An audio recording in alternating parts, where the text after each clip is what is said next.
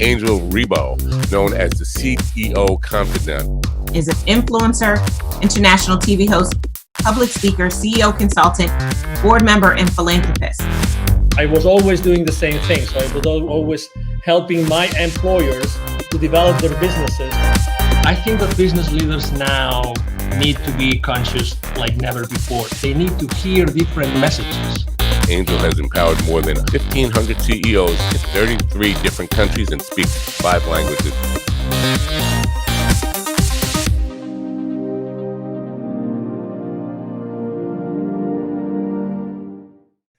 Hello, everybody. This is Angel Rebo, the CEO Confidant, and also in Latin America known as the co-founder and president of the Wisdom for Kids Foundation. We are here again today with Neville Joffe, who is the author of this incredible book called The Baker's Dozen Rules of Highly Successful Business Operators. Neville Joffe, also known as one of the most relevant executive educators in the Americas today. How are you doing, Neville? Wonderful, Angel. Thank you. Good to see you. Good to see you. So, we're going to talk about, chapter 8 of your most recent book, which is actually the title of chapter 8 is Finding Hidden Pockets of Profit.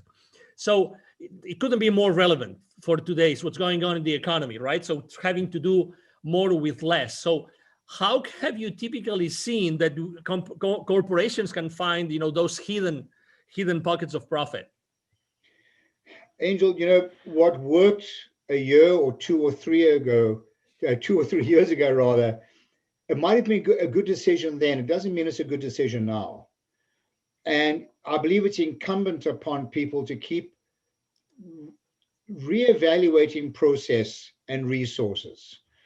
And there's so much waste. And I think that one of the good thing, if you will, for the want of a better word, given this COVID situation today, one of the good things that has come about is people, because resources are now becoming scarce, money in particular, and customers and so on, a lot of companies are now looking at redundancies. And there was never a better time to do this, to reassess process. And there are so many redundancies in the market today, in businesses today, that want us to reassess, do we really need X, Y, and Z? Do you think that, by the way, I forgot to say something before, which is, Neville has helped more than, 20,000, has trained more than 20,000 business operators and executives in large companies in the world, like Bombardier, like Campbell Soup, like Hallmark Cards. So, according to your experience, Neville, how easy it is to find those hidden pockets of profit in corporations today? Angel, it's very simple, but it's not easy. Okay. There's a lot of emotion involved. And in my experience, one of the good practices that I support and I recommend to clients is to do what I call the Test of Deprivation. Okay, what is that? People need to take a look at processes and ask themselves, what would happen if this process didn't happen? What would happen if we didn't have this meeting? What would happen if we didn't generate these reports? What would happen if I didn't need X, Y, and Z? And it's amazing how many processes that cost money are taken for granted. We just say we're doing it. One of the terms that I have so much difficulty accepting is when you ask somebody why they're doing something, and they tell you, because we've always done it like that. Wow, very common. And these are poisonous words in my mind, because it's demonstrating that people are just accepting status quo. So, for example, I'm going to talk about hidden pockets of profit. When you go to a meeting, I wonder how many of our listeners have said to themselves, and they go to a meeting, what am I doing at this meeting? Totally. Every time I've worked with people in workshops when we're delivering business acumen lessons, usually there's a roar of laughter. Well, this is actually not so funny, because you work out how much productivity is taken out of the workplace, because people are sitting in meetings where they have no business to be in. So I recommend that you work on that, and I've done this in my own companies, that they work on a hierarchy, if you will. Everybody who should be upside down. Everyone who should be at their meeting starts off, and as you move down the agenda, those people that have no right or no need to be present for that topic have the ability to leave. that you should have maybe 2 or 3 people left at the end. So just as an example, these are the hidden pockets of profit. How many times are people CC'd on emails? There's no way they should be involved in it. Or receiving photocopies of documents they have no right to be receiving. So these are some of the hidden pockets of profit. They may seem small, but they add up. Obviously, after training 20,000, business operators and C-level executives, I mean, you've learned a lot of lessons, right? So where do you think that it's easier to find those gems? Angel, on the top corner of my screen, you'll see the framework of what we do.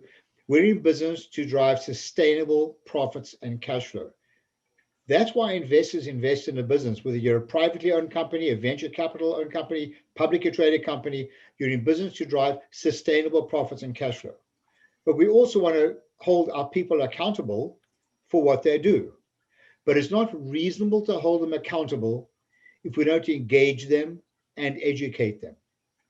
It is therefore incumbent upon managers, leaders, etc. in organizations to engage the employees in the process and to have a completely open and transparent environment and talk about these redundancies. Find a way of incentivizing people to find these redundancies and get rid of them. Because we're carrying so much fat in organizations unnecessarily, regardless whether we're making a profit or not. These types of redundancies need to be examined all the time, but you can only do that through engagement. I would like to bring the people again, our audience, back to the book. And the reason is that this book is pretty unique in the sense that you can open it flat. Sorry, we have this, this background, electronic background. But you can open it flat. And actually this chapter, interestingly enough, the finding, hidden profits of profit is one of the chapters that has more questions. So that, there's, this book has a lot of pages for notes. And probably the reason is that there are so many sources of potential, redundancies and places in the organization right now to find these hidden pockets of profit. Does it make sense at all, Neville? Yeah, I designed this book, Angel.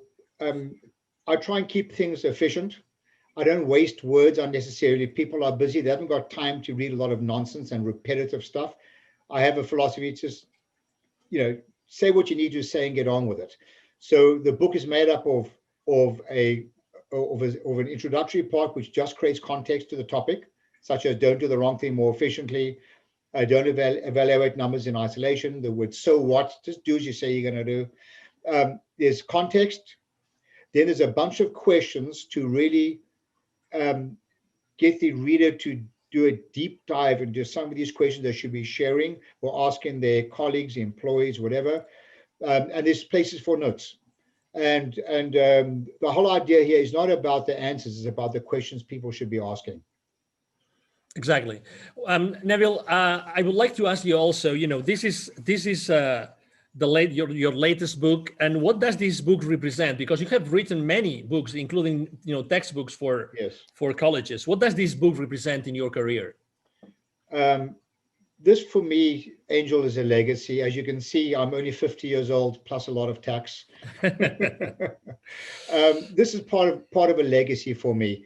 Over the years, people are like, I have an old-fashioned humor, and people often say to me, Neville, you really need to write down some of your Nevilisms, as they've called them, some of these expressions. So I decided, after being in business for more than 40 years, and 25 of which has been in education, I decided to write down these Nevilisms and in the form of a book to bring value to others. I wrote this book to be read, and I want people to read it because I have a strong belief, a passionate belief, that not all, but there's a lot of golden nuggets in here that will literally change the economic lives of the readers.